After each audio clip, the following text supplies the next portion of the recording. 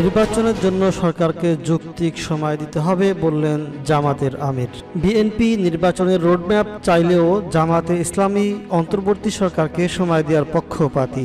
দলটির আমির ডাক্তার শফিকুর রহমান বলেছেন, নির্বাচনের জন্য যৌক্তিক সময় দিতে হবে।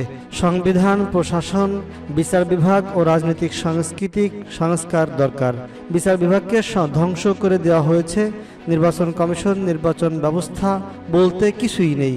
মঙ্গলবার রাজধানীর পল্টনে ঢাকা মহানগর দক্ষিণ জামাতের কার্যালয়ে ভারতীয় বিভিন্ন সংবাদ মাধ্যমের প্রতিনিধিদের সঙ্গে সংগঠন ইমক্যাবের সঙ্গে মত বিনিময় সভায় তিনি একথা বলেন।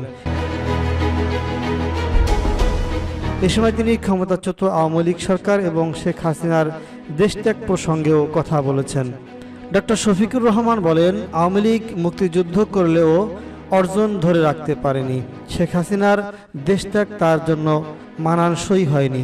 জামাত নেতারা জেল জুলুম সহ্য করলেও দেশ ছাড়েননি। শফিকুর রহমান দাবি করেন, দেশে কোথাও অঘটন ঘটলে জামাতকে অপবাদ দেওয়া হতো।